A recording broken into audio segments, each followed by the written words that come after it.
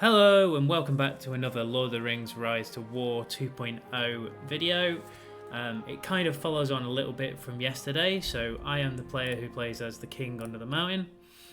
And it's to do with early game PvE farming. Now, the title of this video was, can we one-shot a 260 tile on day 4? And that, to some people, will probably seem a little bit excessive. But I'm going to try and explain the reason behind it for starters and then see if we did it or not. So the game itself, depending on what season you're in, it might have slightly different sort of tasks for each chapter, but it goes through chapters. So there tends to be chapter 1 and it goes right the way up to chapter 12. And chapter 12 is where, in effect, one faction takes 3 capitals. It changes per season, so this is Rebuilding Glory. So they have to have 3 capitals for it to, in effect, win the game and unlock 200 gems for everyone. Still, things can happen after that, because you can do certain points, like you could take Dol Guldur, for example, or you could even take the capitals back, but it's sort of up until the rewards lock on day 55. So the reason why it was important for me to feel that I needed to take a higher powered tile was a particular chapter. So as soon as chapter 3 finishes, which it did for us yesterday, you get map tips available. And these tips are, the conflict ones in particular, are ones that give you experience scrolls early in the morning, in my case, or basically when the day refreshes, and it helps you boost your commanders up. So for example, today I don't have any scrolls left because I've used them all, but here are the scrolls. I got quite a few blue and green scrolls today, which helped me get Dain from about level 35 up to level 38. Now with PvE only going up to level 40 now, I'm pretty much nearly there with Dain, and I'll be moving on to other people. But the reason for the question of the 260 tile that I was alluding to is because you get the better quality scrolls depending on what tiles you occupy within your current season at that time of day when they reset. So if you have a 200 power tile or a 230 power tile, you get slightly better scrolls than people who are 150 and below. And if you get a 260 power tile and a 300 power tile, you tend to get better scrolls in general, which are normally the purple scrolls. So just to basically jump straight in, because I do want it to be quite a swift video today, just to show the rankings again. Fellowship wise, we are still in dead and we are second behind lame, and in personal production I am currently 7th with the farming that I am doing. I'll hopefully go up to 6th very shortly actually, because in 45 seconds Eowyn will get to this tile, and in fact she's not actually getting to the tile, so it's going to be a little while before I go up. I was hoping Dain to take a 150, but there isn't one around that I can capture. Oh, there's one there that someone's path to. Sorry if you're thinking of taking it. I'm there now. Yeah, so the 260 power tile. So it was basically a question of at level 35 whether I could probably take a 260 power tile. Now there's been a lot of talk about how strong tile armies are in this game since the update to 2.0 with the formations, and to be honest, I've tended to agree. Obviously we found out about the 4 troop farming in the video that I released the other day, so if you want to have a look at that, please let it know, and it'll keep your losses to a minimum. But that's impossible on the higher power tiles, because you can't just hope that the commander's HP survives long enough for it to sort of get through the fight and deal enough damage. So we had to use a full march. And the first time we tried to do it, we did actually fail, but we still took the tile. But we'll just have a quick look at the sort of damage and why people are calling Dain OP. So this was the first attempt, and this is the tile that was quite close to me. So we ploughed through the first army, and as you can see, levels 35, 32, 32 and 32. So don't ever be afraid to throw yourself at a higher powered tile. You are going to take some losses, but particularly with the scrolls, I would definitely say it's worth it.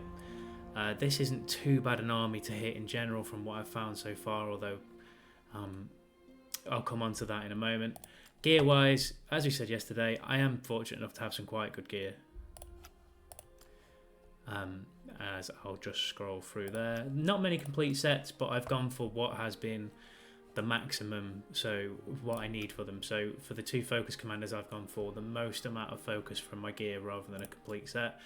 And from the physical damage dealing commanders, I've gone for the most physical damage I can cause with the gear that I own on this account. It's more than completing a set, because to explain, say something like a sharp blade, which adds plus 20 attack, if all of them were sharp blade. If I had, say, these 3 items in sharp blade, but the Palantir wasn't, most other items are, say, 15 to 20 attack. So even if I had 20 on, I'm still getting more attack by using the Palantir. So it's just a case of looking at your gear a bit more sensibly and getting the best value for what you can. I'll probably do a guide on that at some point in the near future. But yeah, so back to today. So that was the first army, and we sort of burnt through that.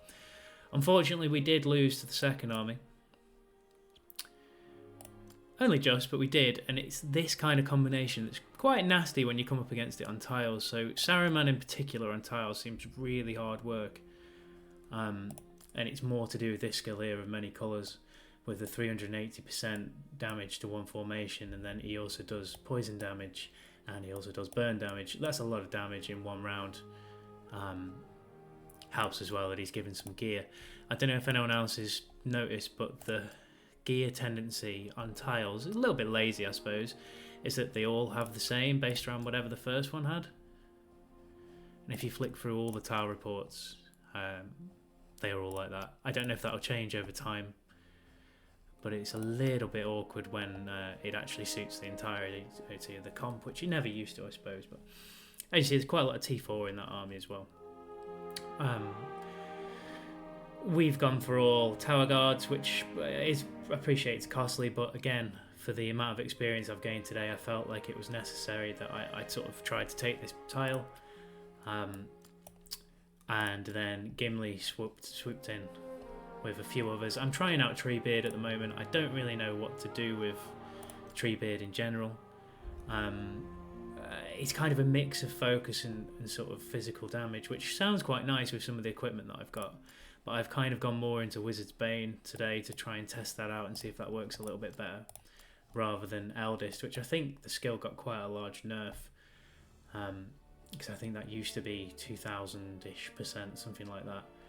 But this one actually takes away your ability to do a normal attack, which I don't know. So I've been going into Fangorn today and into Wizard's Bane to try and get more focus damage, but it doesn't kick in until round 5, so I'm not entirely sure, but I'll give him a try and see how he turns out. But yeah, so we took that. However, just to very quickly explain, we did then have another go, not to be deterred, and we did get a victory. So we did one shot a 260 tile on day 4 at level 35. Again, Dain with masses of damage, and you can see why people say they think he needs to be nerfed. If you can keep him alive for the entire fight, the sort of damage that he can cause is absolutely outrageous. Got a little bit lucky with what was left, and yes, it was a lot of losses in this, but again, 107,000 damage. Bjorn has also been doing pretty well, not quite at Dain level, but I don't know if that's just because Dain just takes so many chunks out of the enemies. That's the current build I'm sort of using on Bjorn. You could probably argue that Andrew and Vale Chieftain would also be very useful. So yes, so we did go for a 260 per tile on day 4, and that was pretty much everything that I wanted to cover today. I just wanted to say, be brave in 2.0. I know it's hard at the moment with people trying to learn new gear sets and that kind of thing, but for now, just experiment with it, particularly when you can kind of offset the losses against higher power towers by doing things like this, as I showed you yesterday, where we're losing 5 horses using commander damage and commander HP to take 150 tiles. So I feel you can definitely be a bit braver with the sort of tile armies that you try and take. I will do another video as well on taking higher power tiles. As you can see at the moment, I'm still taking some losses on 200s. It's not too bad at level 38. but the step up to 230s seems to be quite hard, depending on what you hit. Again, Lurtz is a good commander really to not hit if you can. Again, this was quite a nasty build in the end as well. So I'm going to do a lot more work around tile work, but I just wanted to say day 4, level 35, 260 tiles are possible, and to one-shot them if you hit them hard enough. So thanks for listening and watching, and as always, if in doubt, always follow your nose.